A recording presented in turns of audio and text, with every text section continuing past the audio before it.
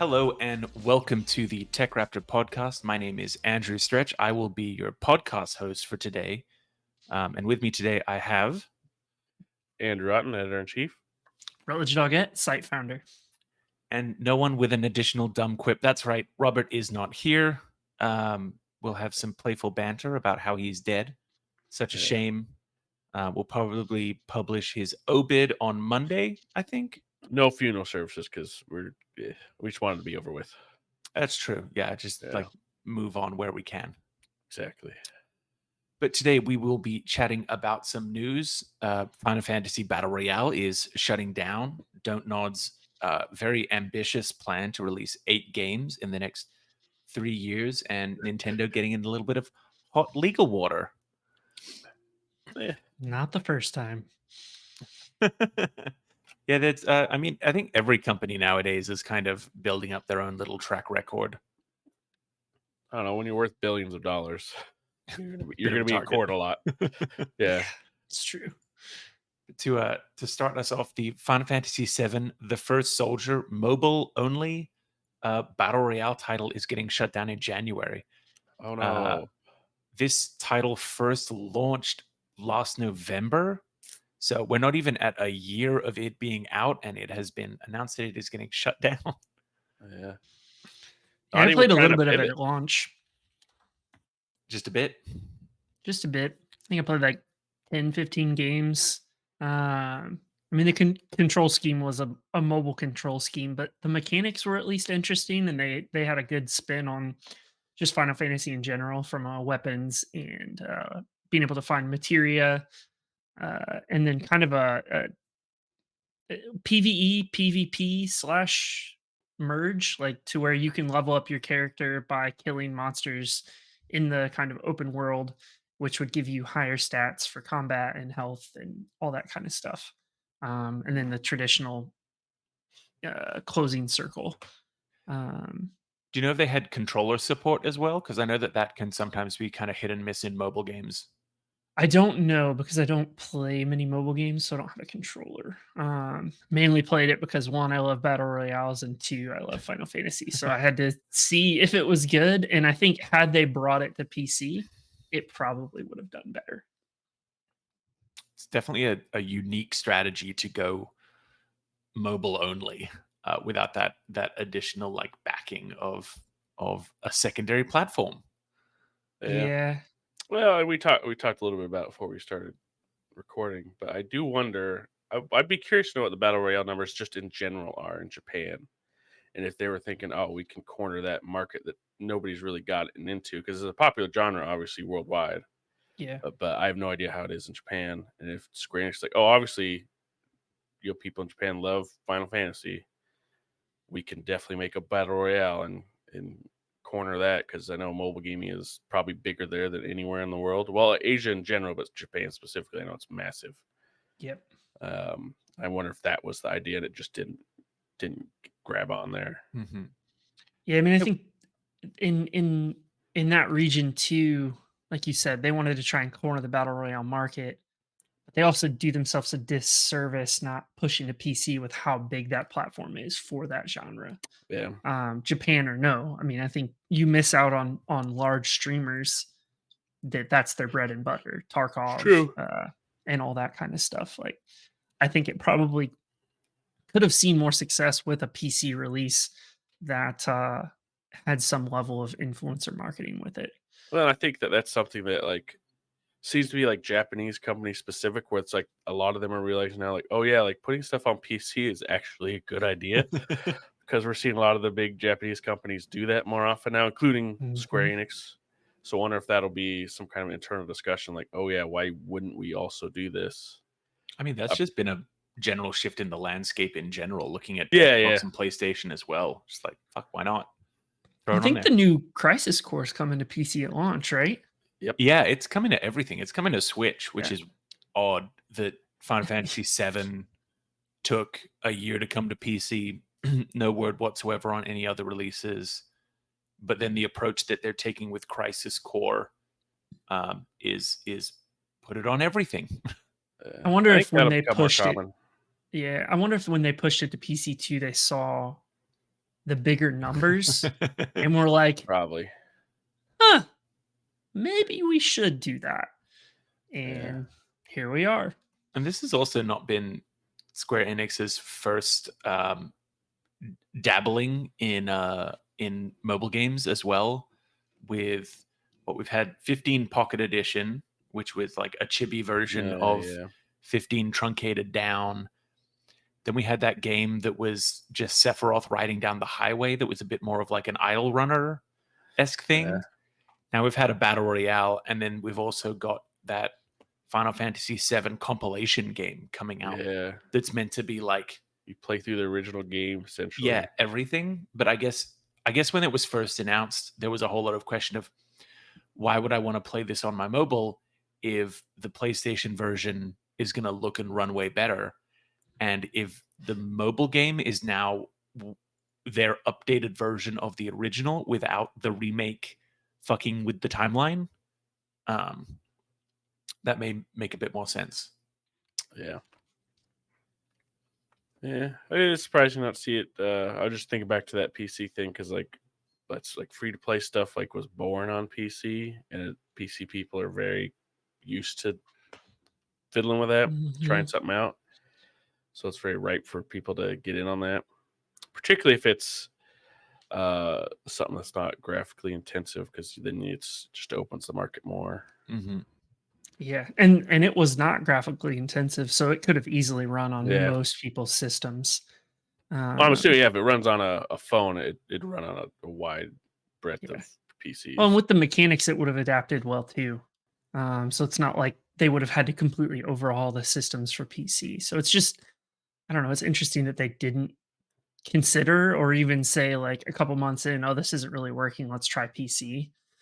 Is interesting. I'm all for it. I love these companies like PlayStation putting more stuff out on PC.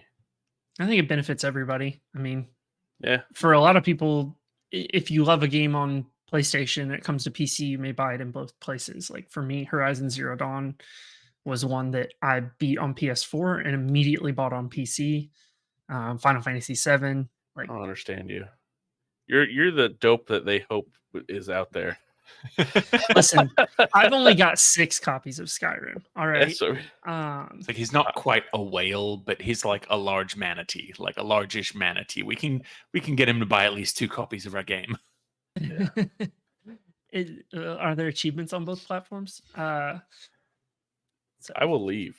If we talk about fucking achievements again, I'll circle back. I'm sure that everyone is waiting to hear how I've gone with Despot's game, but we'll circle back to that later. So French studio DontNod is going to be, and I want to make sure that I get this right, they're going to be publishing 8 games between next year and 2025. In the research that Pat put into this article, looks like DontNod has only released 7 games since 2008. So to release crazy to publish a further 8, and I think it's they're publishing 8 of them. 5 no, they are developing 8 games. 5 of them are self-published, and 3 others are being co-published with other companies. So I got that mixed up. They're developing 8 in the next 2-3 years, which is absolutely unreal. Especially when I never thought that DontNod was that big of a company. Like, decent size, but not to be like making even multiple games at once. I would have been like, wow, they're big. Yeah, my wonder is whether they'll have had a whole bunch of stuff on like the cutting room floor in a similar vein to Life is Strange or their other like narrative games, and whether they'll want to be like delivering shorter, punchier, like this will be a 5-hour experience of a game, but it'll be a 5-hour narrative experience. It'll blow your mind. Some of it's like, here's Remember Me remastered, and here's Vampire remastered. There's 2 or something like that. Which, all right, that'd be cool. The one thing that is interesting about DontNod doing it is that maybe all their games don't land with they try interesting ideas, and I'm always like, oh, that sounds really cool. Don't know if it'll work, but it sounds interesting. So I'm down for whatever they And got they have a going on. Probably. lot of cash reserves, like a lot to do this as well. 45 million in cash to essentially roll out 8 games over the next 2 years, on top of increasing their number of staff to have 6 in-house pipelines running at once. That's So wild. like they are definitely expanding their internal operations to accommodate these 8 games. Yeah. Who knew Life is Strange was that popular? Pretty popular. I know. Well, I mean, that's because that's their one big hit. Yeah. That one has done very, very well for them. So it'll be interesting to see, because 5 of them they're going to self-publish, so they might kind of have the opportunity to do some interesting stuff. Yeah, I wonder if they'll do something more like Life is Strange. Will probably be one of them. What was it? They did that Twin Mirror game, right? Was that them? Yeah, Which people seem to, it was like kind of what didn't quite hit what people thought of with Life is Strange, but it's still all right. yeah, So I It's like imagine there'll be some game like that. yeah, their games will never, or at least, so far their games have never like hit the mainstream, I would say. Life is Uh, Strange, I'd say. I think, yeah, probably Life did. is Strange is probably the closest, or at least Yeah. they're not games that target the mainstream. I think Life is Yeah. Strange captured the mainstream, but if you had given me like the on paper, this is the Yeah. pitch for this game, I would have been like, well, some people are going to love it. A lot of people will not care. Yeah, and I mean, I think Life is Strange probably still didn't capture the main. If you're thinking mainstream gaming audiences, those are your Call of Duty people, Yeah. and etc. definitely not triple Probably level. not Yeah. them. Yeah, Probably not them no, playing not it. like the FIFA bros and stuff. Yeah, your But Madden just the dudes. idea that they're able to take these games and the people that it does hit talk highly of that stuff. Oh, Like yeah. I know that Rob, God rest his soul, he's a big fan of the DontNod games. Yeah, So Nick, he'll be and we've got a lot of happy. staff that Who are you talking about? Scrappy. Who's that? Oh right, he's dead. My bad. Already dead to Otton. I don't know. That's it. That's how you It's move been on. a week. Huh?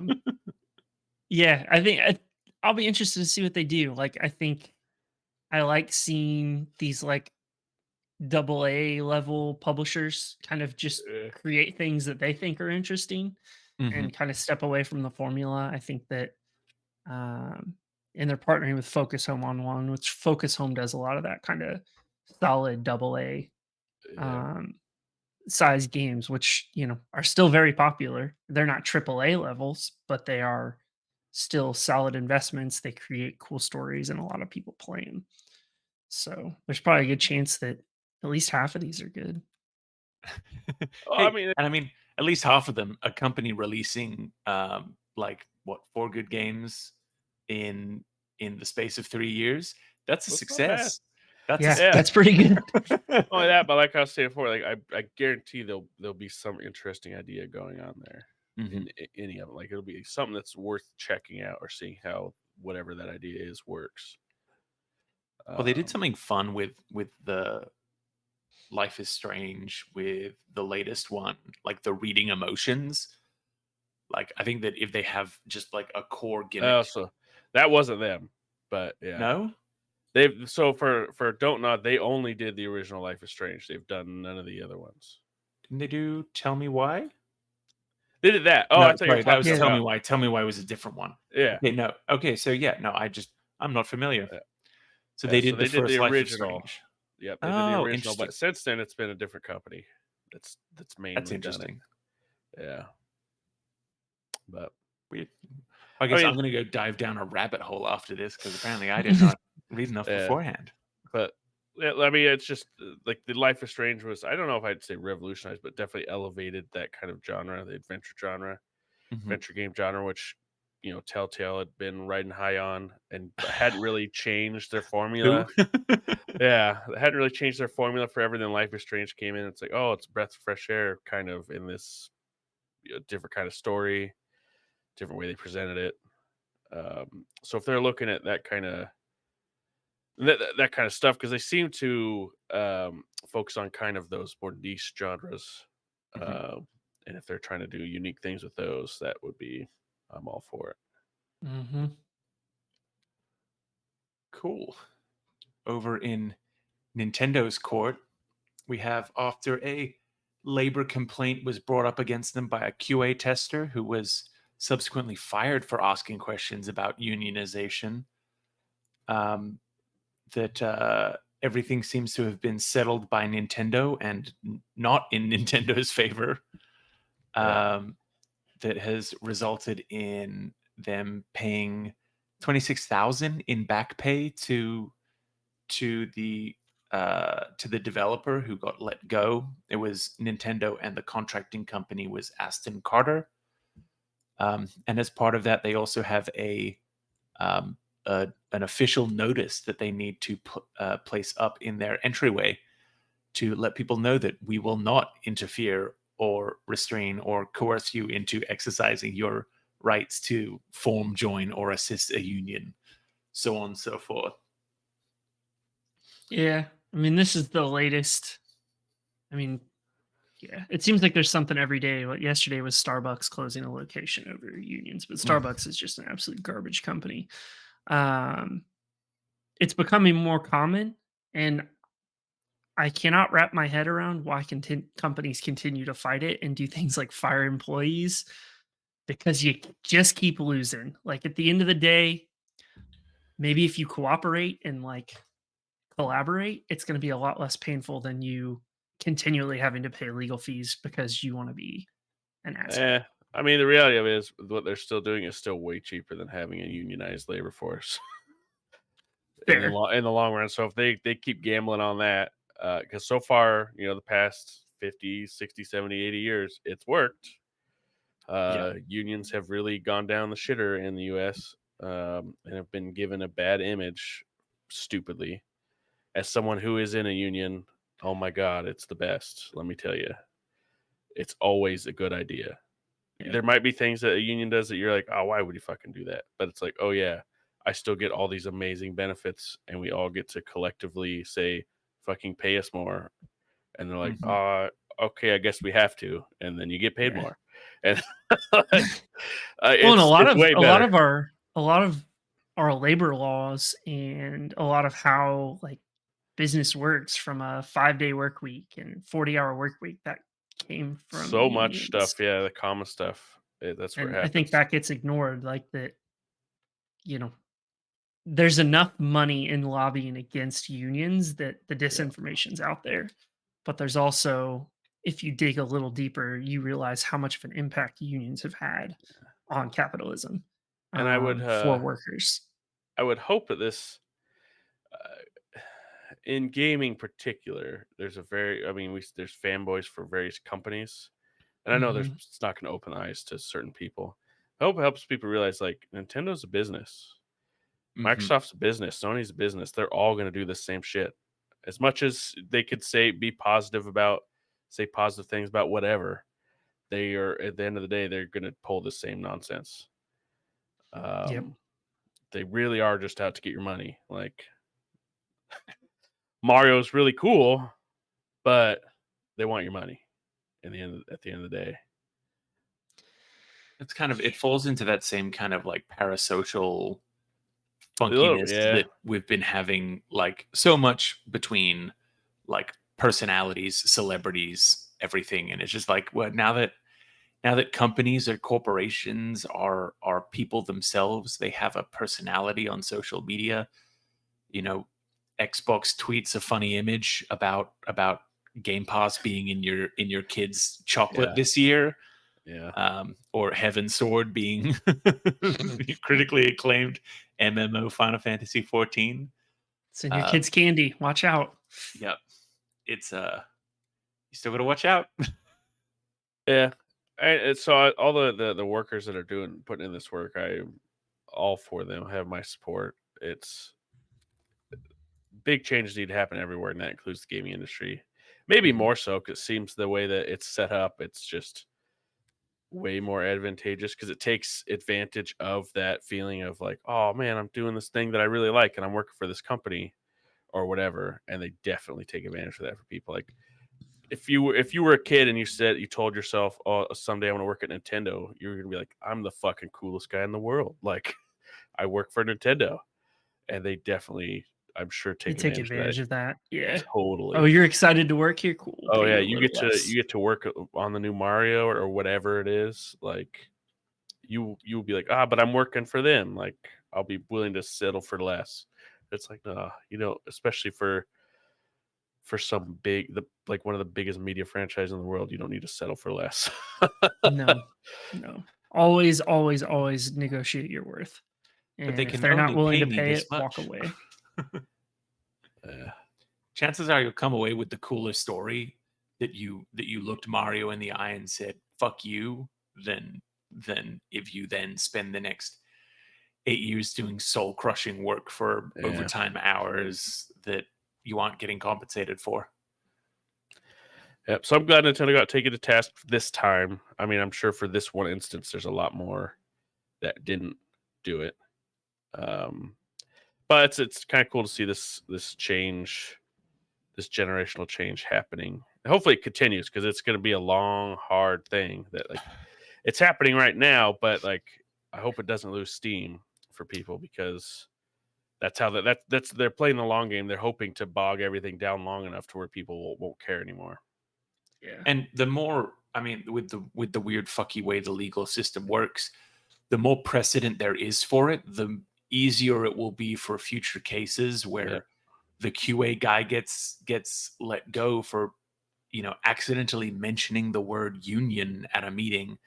So the more that this happens, the more steam this gets, the more this builds up. We're just going to see like exponential growth towards a more balanced, healthy industry.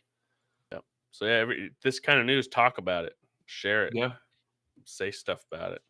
And where can people find this kind of news, Otton? If you Google, You motherfucker. I don't know. Were you about to say news.google.com? Swear to God.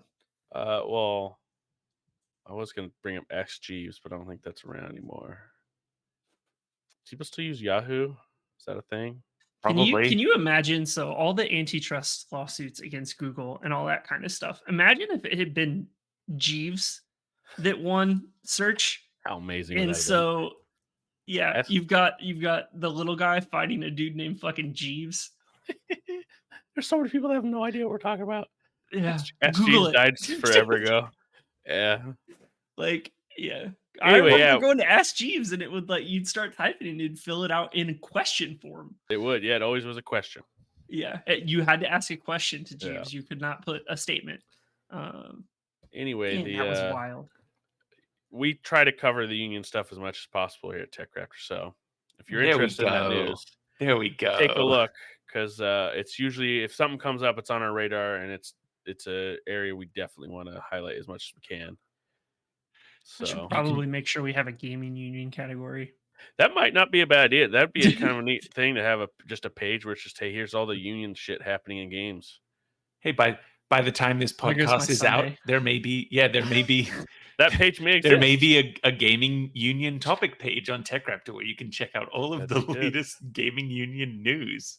That'd be nice. If it's not, expect one by the end of the week. Just keep giving myself more work. Apparently, you can lead a horse to water, but you can't make them plug their own website. Is what this experiment has taught me.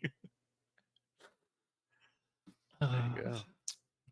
For a little bit of fun, though, Mike Rose over at No More Robots. Yeah. He's been having some pretty cool discoveries with the launch of Build a Zoo.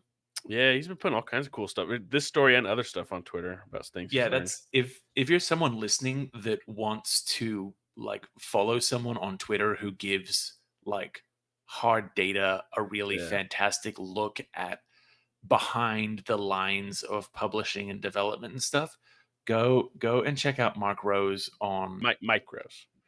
Mike Rose? Yeah. You said Mark. Isn't it Mike? Oh, Mike. It's Mike Rose. Yeah. Sorry. That might have been my Australian accent. Could have been. Australian. You've been in Mike America for Rose. how long now? Shouldn't that thing be gone? 10 years. It's going. Every time I go home, my family makes fun of me for sounding too American. But they had been looking at the launch for Let's Build a Zoo on Switch specifically, and noticed that all of their sales were coming from Argentina because people were swapping store region, loading up the Argentinian, Nintendo eShop and purchasing the game at a discount. But there was a run-on effect from that because the eShop only tracks numbers sold, not amount sold. So their game, which is at a lower price threshold, and then was getting sold for less due to differences in the local prices, was then bumping its performance by giving it a spotlight on different eShops around the world. Well, and two, Argentina's part of South America, and the US eShop is actually just the Americas. So it being bought in Argentina lifts it up in the Mhm. quote unquote US eShop because the way that segments things is just the Americas.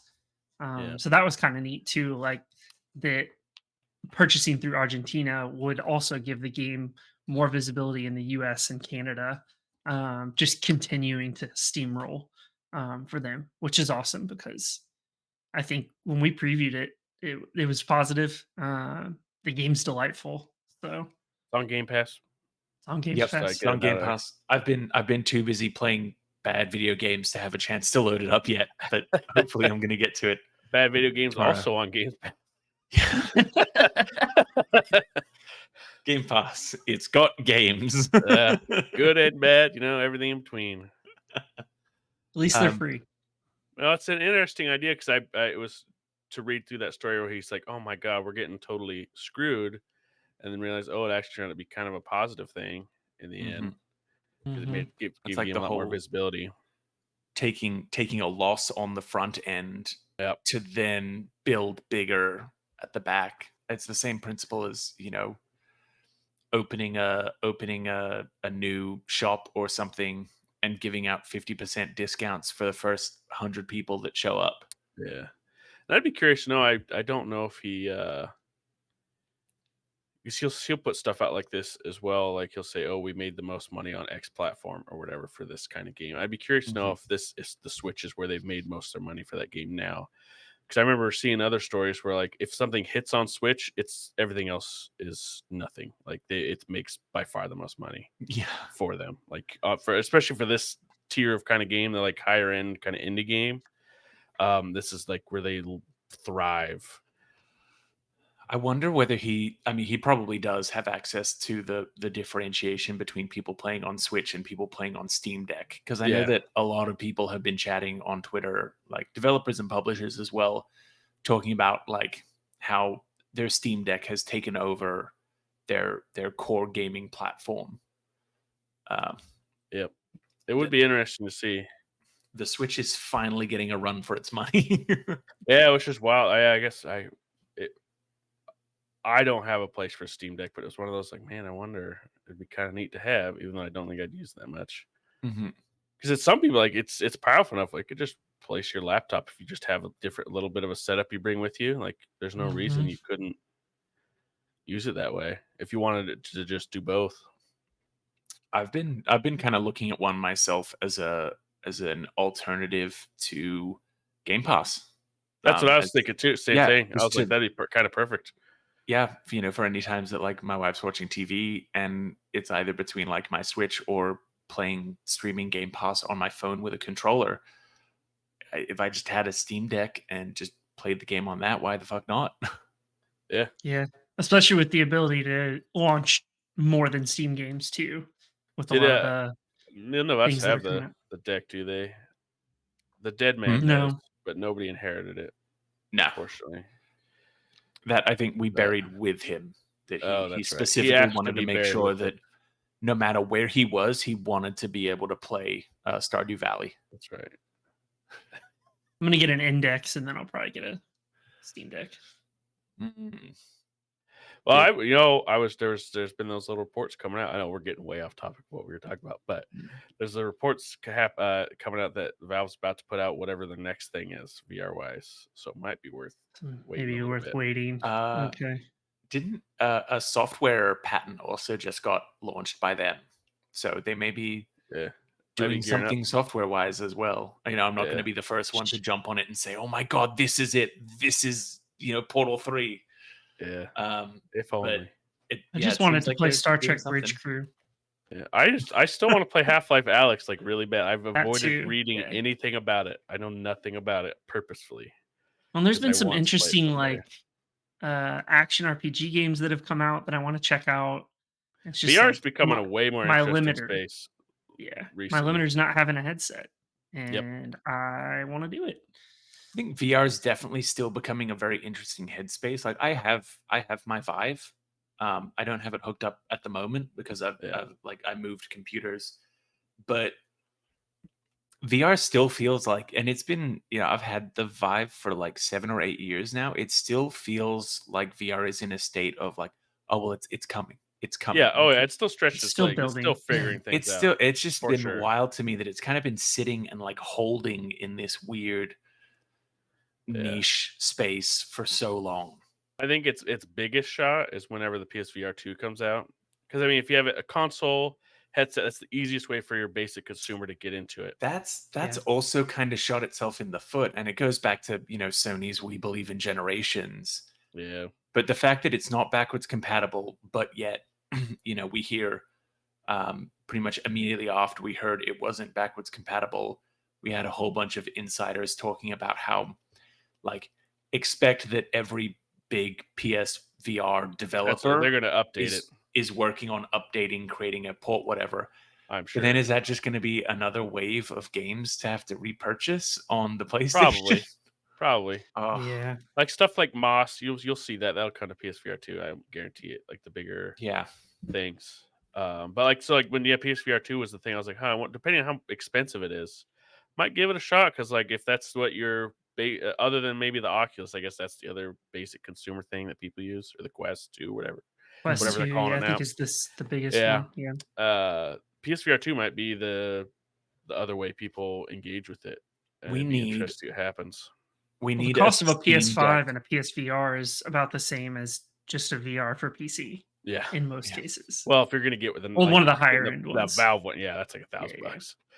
We need a Steam Deck Labo, like they had for the Switch, that you just like strap a cardboard contraption onto your face, slide your Steam Deck in, and then just sync up two of the Valve controllers.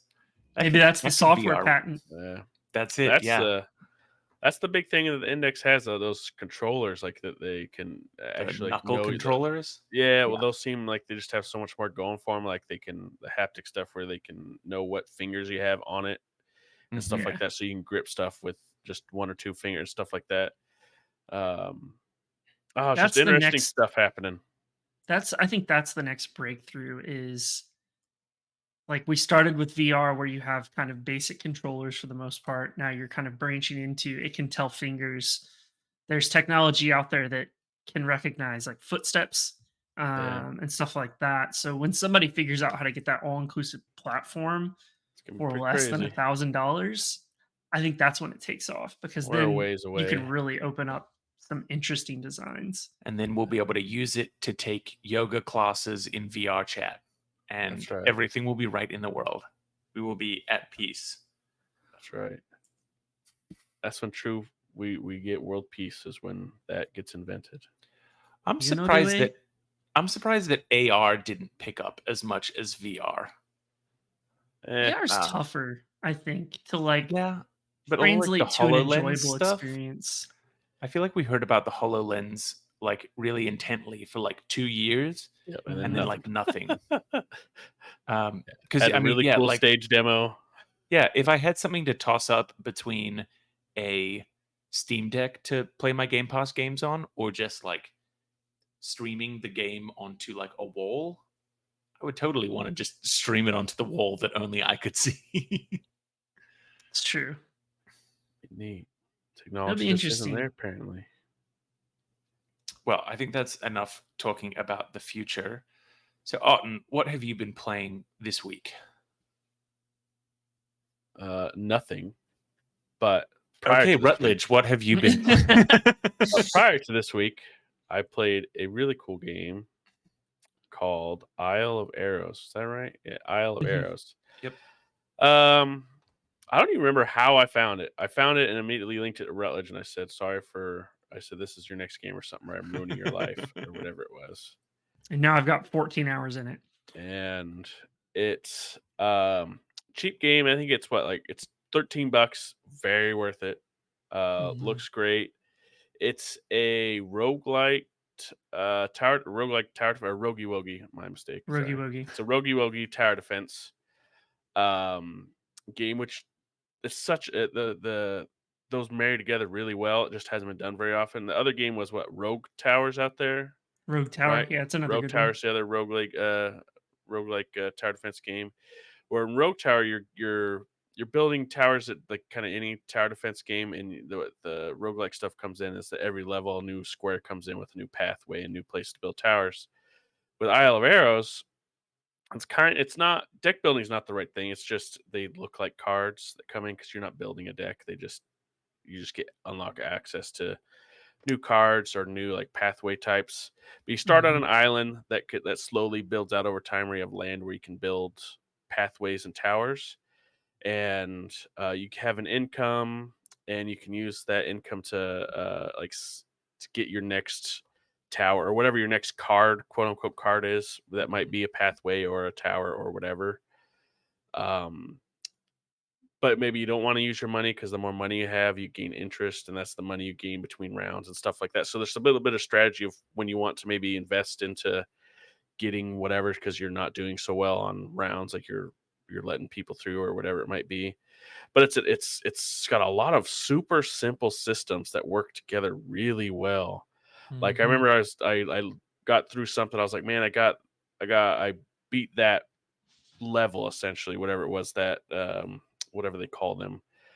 Um, and I was like, man, Kind I of like maps for the like a most map. part. Like it's just Yeah. like a set of challenges. Essentially, if you make it through a certain number of waves, you've quote unquote beat that challenge. Let's Okay. say. Yeah. And so I did that, and I was like, man, I kind of feel like I've kind of engaged with everything. Not even close. Like there's a lot of stuff going on. So like for example, like you have your basic. If you're a tower defense person, has everything that you know is in there, like a basic arrow tower, and it's got cannon tower and stuff. But it's like you get arrow tower, but when you put one down, like some cards that you might get, it also has a little square water that will take up space for you, and that kind of screws you because like let's say you need to put this tower down, but it's along a critical pathway where it's like, man, that would be an ideal location to put another tower because it's ideally located to cover a lot of area to hit enemies. And so that's a strategy you have to work into it. And like these little water tiles actually play into other towers that you can build that synergize and whatever. And you can actually destroy these water things to build something there, but that's a resource you can build up. And you have these islands that you're on, and the area that you're building is limited, but you have these quote unquote bridge resources where you can build something in the sky essentially, if you don't have the land area to do it, but that's a limited resource. So it's like, oh man, do I do that? And then sometimes like you might get a tower, you don't have to use it. It'll every round it'll bring up your next quote unquote card to use. You don't have to use it, and the next one will come up. And like the game even says, so sometimes it's in your best interest not to use it because you have a limited amount of space to build stuff. So maybe you don't need to extend the pathway at this moment. You need the space to build a tower or whatever. So there's a lot of like strategic choices that you're making all the time that are exactly what I want to be doing in a tower defense game. Yeah, you Like have to think ahead. Like, yeah, it's okay, fantastic. if this is the shape of the island, if I build a path like this, then I can put towers along it here and Yeah. then turn it back so that it hits those towers Well, and you again. And kind of it's have to like, hope that you get the right, because like you'll get a pathway thing. You might get one that's a corner where it'll turn it. It might just be another straight stretch. So you're just hoping that you get the right pathway so you can build something ideal. Otherwise, you're like, well, I have to just kind of do it on the fly because I'm not getting what I need. or you've got to Um, burn through gold just to get the yeah, pathway that you want. And so there's just a lot of cool stuff happening where you're building the pathway and you're placing the towers. And so like that, those two things together, it's just kind of like the perfect strategic decision making that you have to make in a tower defense game. Like genuinely, it might be the best tower defense game I've played In a while. in maybe the last 5, 6, 7, 8 years. Like it's like people that like tower defense games, this is made exactly for you. It's fantastic. There's so much to engage with. It's so simple to understand, but to like use those mechanics effectively, it's like if you think about it, like, oh, that's simple, but damn, actually, to really get maximum amount of effectiveness out of this, I have to do X, Y, Z or prepare for this or whatever. Like, there's a lot of small, little, simple mechanics they layer in over time that really change the game and change the strategy of it. It definitely engages that part of the brain that I like about tower defenses, like in a really good way. Yeah. It's a great game. Fantastic game. It's very good. Definitely pick it up. Yeah, if you like tower defense games at all, look at it, and you will probably buy it right away. Like I did. I was like, oh shit, this seems perfect. Good to have the confidence in that. Yeah. So moving away from fun little puzzly tower defenses, what have you been up to?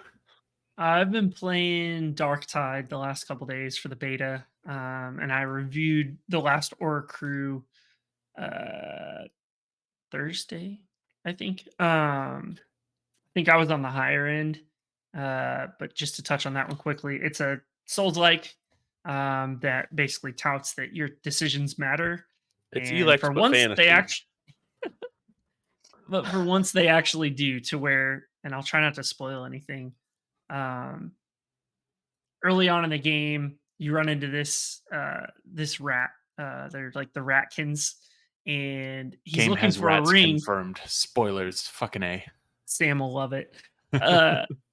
He's looking for this ring from somebody that got killed, and you can give it to him to kind of complete that mini quest line or whatever. But later on in the game, if you gave him the ring, it actually impacts the story in a way that you have to like go and free another rat so that they can run for office, which then ties into bringing two factions together in peace. And it's just like every decision has a couple branches that come out from it. Are these regular rats or anthropomorphic rats? They look a lot Anthropomorphic. like They stand Skaven. out. They look like Okay. Skaven. They do look like Skaven. Okay. Yeah. Yeah. Because I had Um, just thought of like the generic like starter fantasy quest of like fighting rats in sewers, and I thought it was that just would like be way better, actually. a normal ass looking rat just being like, "Hey, can you give me this ring?" And then you were like, "Oh," and then like one has to like rise and this and that, and it's like, what the fuck are these rats doing? That sounds way better. yeah, Regular ass rat. it's definitely an interesting one. And for me, I think the story mechanics were what really sold it, because it was every time I made a decision, I was like, oh god, did I just fuck up my entire plan? Like, I'm trying to unite these two in peace. Did I just make a mistake? And in a couple instances I did, and I had to like jump through hoops to kind of get things back on track, which I liked a lot. And that you think you might be making the right choice, but it may not actually be what you think it is, because down the line it holds you up from doing something else. Yeah. Well, isn't there like so in there's like a reputation Mhm. mechanic, right? So can't you at some point be like, you know what, I'm gonna go against them, and can you swap? You could swap to a different faction at some point, couldn't you? Yeah. I If you mean, want to, it'd be you could be hard. halfway, you could be almost all the way to the pathway to peace of these two things, and you can Yeah, fuck it up at the last minute if you yeah. want to. Like, yeah, we're gonna have peace, and then you just be like, actually, no, I changed my mind. And the fact that you can do that is pretty awesome. It's interesting, Um, and it looked like, so I played it at PAX with the devs at PAX West, and it seemed like it was a pretty good game to have like a co-op, just screw around with some people or somebody, a buddy. yeah, there's like loot share and EXP share and stuff like that. It's like it's a Yeah, more robust form of kind of like Dark Souls jump in, jump out co-op, where you can kind of make decisions together throughout it, and That's all fun. that good stuff. So there's definitely a co-op element to it. I didn't include that in the review because I didn't have anybody else playing it with me. But the core mechanics are solid from a um, you know, leveling up, you're still kind of collecting essence, and then you've got to go back and spend that essence, and you can lose that essence. And at one point, I lost like 60K, and I was really mad. Yeah. Um, and then there's unique ways to get around. Like you'll make it halfway through an area, and then if you explore like just a little bit, you'll find a door that sets you all the way back to the start that you can then just circumvent a section to get Yeah. straight to the boss once you've gotten to it or whatever.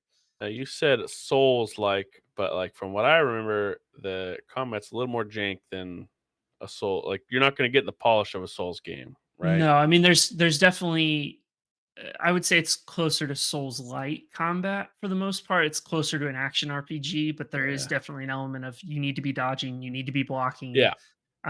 If you die and you die a second time, all of your experience is gone.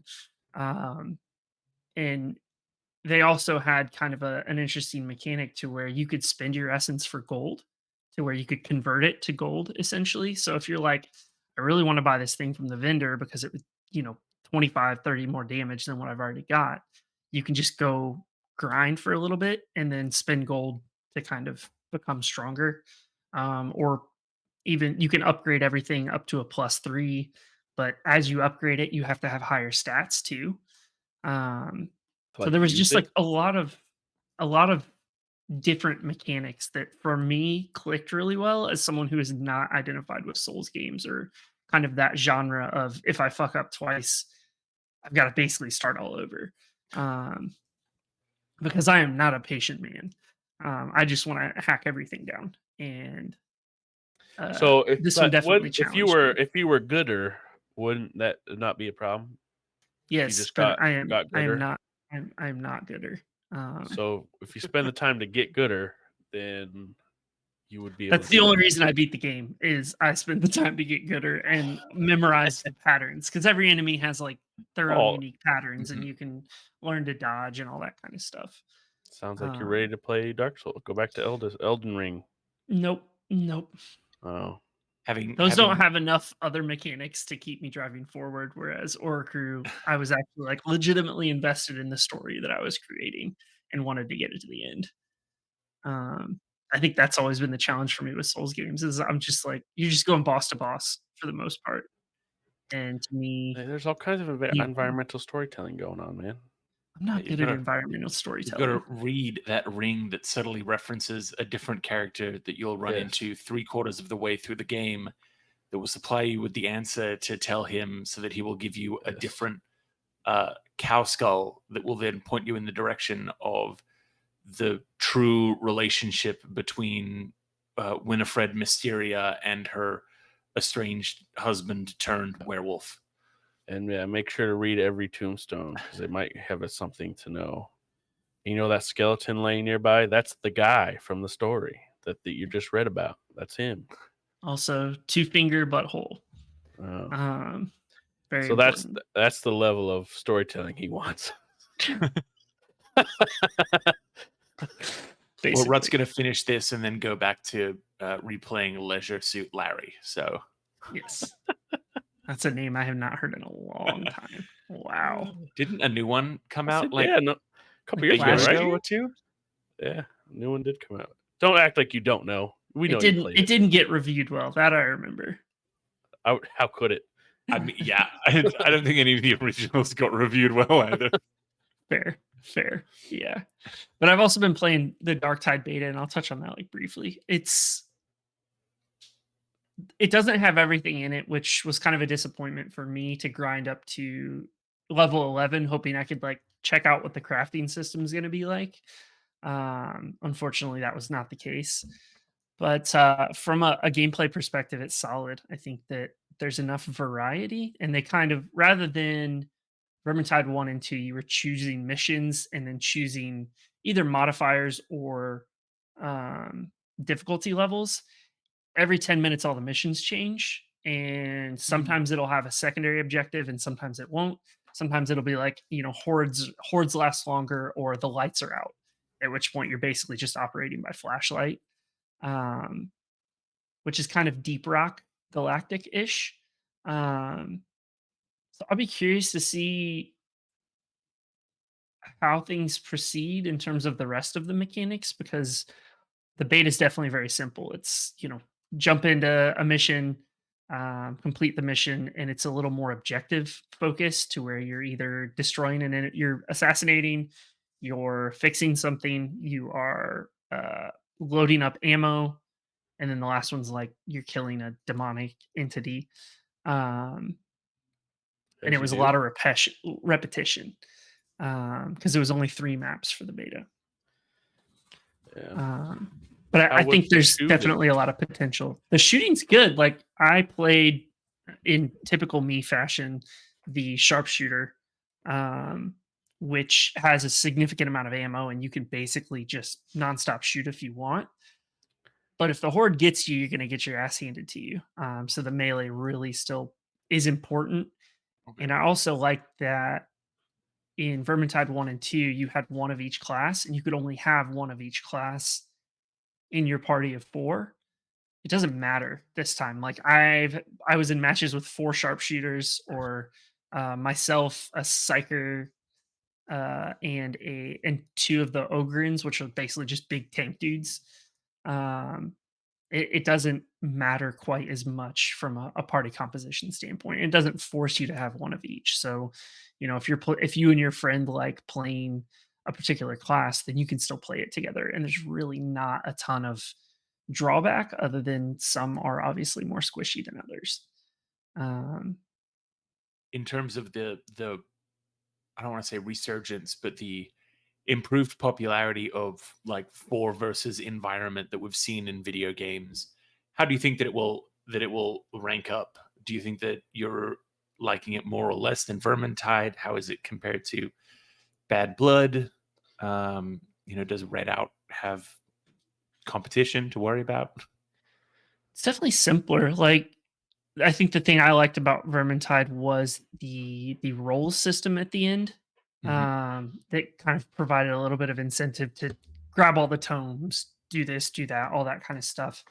That's not as prevalent in terms of you get a specific amount for completing the mission or doing a secondary objective, finding materials out in the wild.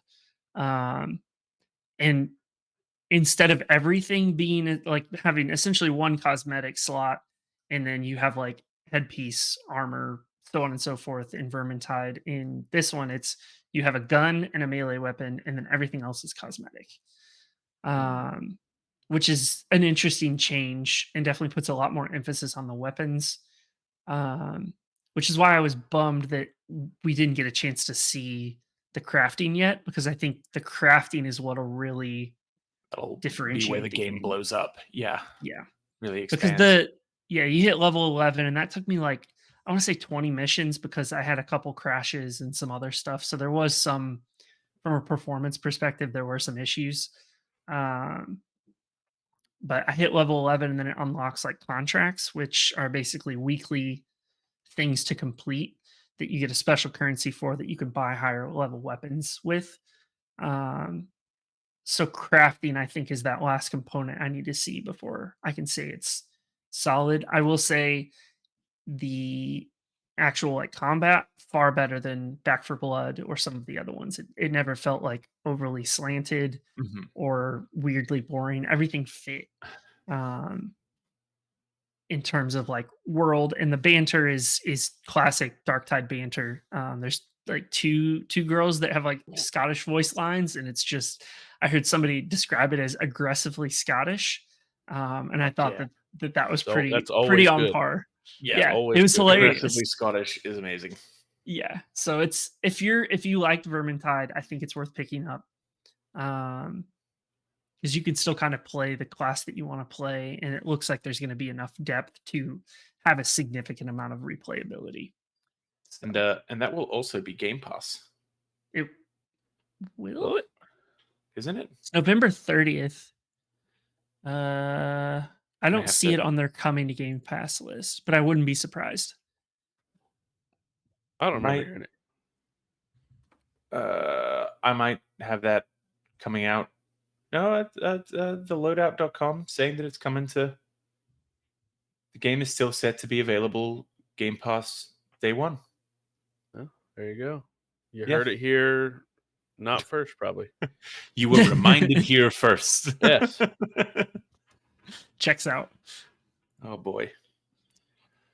And my week has been filled with the delights of Scorn, the new The HR. delights? That's not how you described it to me. It's yeah. So I gave it a 4.5 out of 10, because there's some stuff that it does well, and then the rest is just kind of a bit muddled.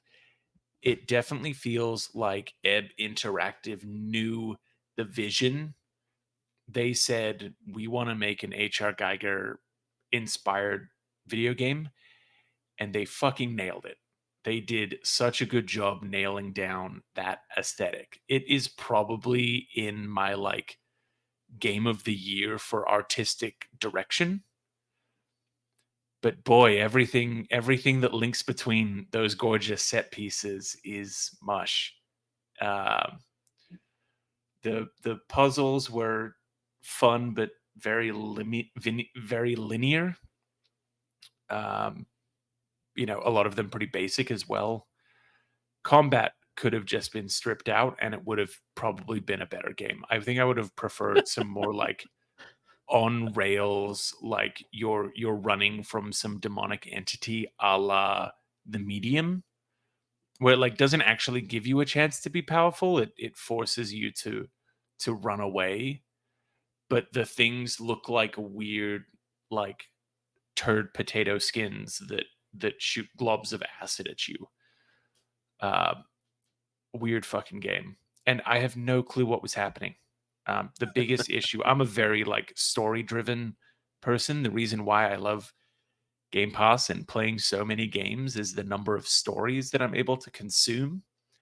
There was just nothing there story wise. Um, I was playing the game for review, so I finished it, which is part of our guidelines, which are publicly available. But if it hadn't been for me knowing that I was playing a video game and that being the reason why I wanted to clear the next puzzle, I wanted to get to the next room, then I would have had zero incentive to move to the next room to clear the puzzle. And at that point, why even play the video game? If there's absolutely zero incentive, it's like a 5-6 hour experience. So even what you do play, it's not pulling a lot of your time. It's not like you're getting 40 hours into a JRPG that you feel nothing for. Um, Gorgeous game. I recommend checking out some of the main set pieces. A lot of dicks.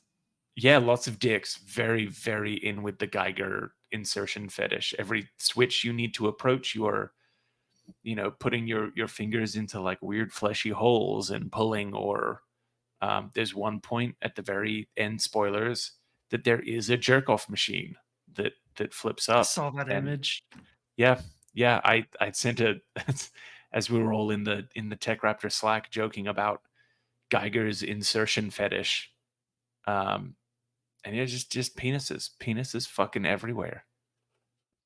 Some bob and vagin, but mostly penises. I know the feeling. Just dicks. Yeah. But yeah, it was like I'm so torn. It was I don't want to say it was a good experience. I don't want to say it was bad. It was non-offensive. Scorn is a non-offensive game. The game And I with a bunch think, of dicks and well, yeah, but I mean, sorry, if you're offended by dicks, then Scorn is a very offensive game. But in terms of a whole package, Scorn is a very non-offensive game. There will not be things that it will be forgotten. It will definitely be forgotten. Which is a shame to say, because I know that they've been working on that game for like 8 years. yeah. That it might have just fallen into that weird gap of trying to add too much or too little, or lack of focus over time, or the way that it restructured from being a small Kickstarter project to being two separate games that were going to be like released as an Act 1, Act 2, to being shoved back together, to being, additional publishing deals thrown onto it with Game Pass and stuff. It just, something got lost along the way. Yeah. Yeah, the review score differential is interesting too. Looking at like Metacritic and OpenCritic, you've got some Yeah. sites that are giving it an 8, some that are getting it a 4, 6, 5, 7. Like it's kind of all over the place. Yeah, Um, I was reading like a 9 out of 10 and an 8 out of 10 and a 7 out of 10, and all of the things that I was praising were the same things that they were praising. All of the things that they were remarking weren't good, like the combat and the checkpoint system, linear puzzles. They were all remarking the same things. It's just, I guess, where the individual reviewer felt that was important. Yeah. If that makes sense.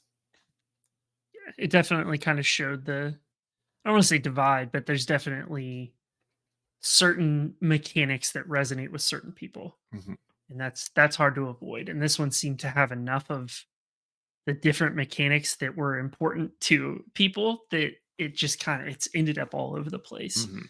And I've seen some people on Twitter that are like, "Yeah, I absolutely loved it. Don't understand the reviews," and other people that are like, "I completely identify with the reviews. I did not like it." Um, So we it's did. been an interesting one to kind of watch the discussion around it over the last week. Um, yep. But I think that will be it for us this week on the TechRaptor podcast. As always, we will be back again next Monday. In the meantime, if you want to check out any gaming news, reviews, and more, feel free to head over to TechRaptor.net. I think next week we should be back up to a full cast, but you never know with all of us being so busy. And hey, leave a comment below. Did you have a chance to check out the Final Fantasy Battle Royale before it was gone? Or Still have a have you had a chance. chance? Yeah, you still have a Gone chance but never for a little forgotten. bit. All right. With that, have a good one.